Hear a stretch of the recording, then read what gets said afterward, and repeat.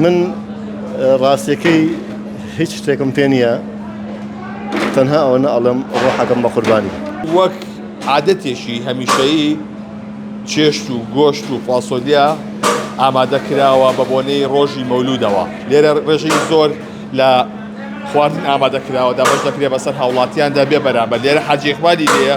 سەلام عەلەیکوم کاک حاجی. ڕامیاخۆ بەخێر بێ سەرسەر و سەرچاو. لەم ڕۆژەیە پەیامت چییە؟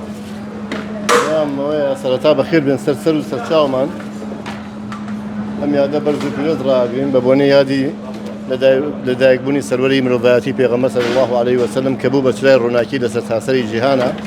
ئینشاءالله ئەم یادە ببێ بە مای خۆشبەختی و خۆشگوزەرانی و ئەمن و ئارامی بۆ وڵاتی هەموو وڵاتانی جێ موسڵمان و بەتایبەت بۆ هەرێمی کوردستان و تایبەت شاری سلێمانی خۆشەویست. ئەمڕۆ چی و حازر کردووە؟ چەندێک گۆشت حازر کرد و چەندێک برنج؟ ئیمڕۆکانی 1 تۆن گۆشتی حیوانمان حازرە، 350 کیلۆ برنجمان حازرە، 100 کیلۆ فاسۆلیامان حازرە. تۆ بەردەوام خواردن ئامادەکەی لە مزگەوتی گەورە. ئەم خۆشەویستیە چییە؟ وەڵای سپاس بەخوای گەورە ئێمە خۆمان بە خزمەتکاری چینی فەقیر و هەژار ئەزانین. ئەو خۆشبەختی ئەوەیە کە ئێمە پردێکی پەیوەندین لە بینی سەرمایەداران و خێرخوازان و چین و فەقیر و هەژارانە. خۆمان بە خۆشحاڵ ئەزانین کە ئەو خەڵکانە سیقەمان پێکەن الحەمدولله مزگەوتی گەورە لەژێر دەستێکی ئەمانایە کە بە سەرپەرشتی کاک شێخ محەممەدی کوڕی کاک شێخ سەلات لەژێر دەستێکی ئەمانایە و سەرپەرشتی دەکرێت و ئەو شتێک کە ئەگا بە دەستی ئێمە لەژێر ڕێنمایە تەندروستیەکانە پێشکەش بۆ خەڵکی فەقیر و هەژار دەکرێت کە ڕووە کات چێشخانەی خێرخواز حاج کاک ئەحمەدی شێخ. کاک حاجی من خواردنەکەی شەرابتم خواردووە لە ڕابردووە. خواردنێکی زۆر بە لەزەتیشە. چۆن هەموو ڕۆژێ وا دەرەچێت؟ الحەمدولله سپاس بەخوا فەزلی خوایە ئازایی خۆمان نییە. کاک حاجی ئەگەر بگەی بە دیداری پێغەمبەر صلی الله علیه وسلم چی داوایەکی لێ دەکەی؟ من ڕاستیەکەی هیچ شتێکم پێ نییە تەنها ئەوە نەئەڵێم ڕۆحەکەم بە قوربانی.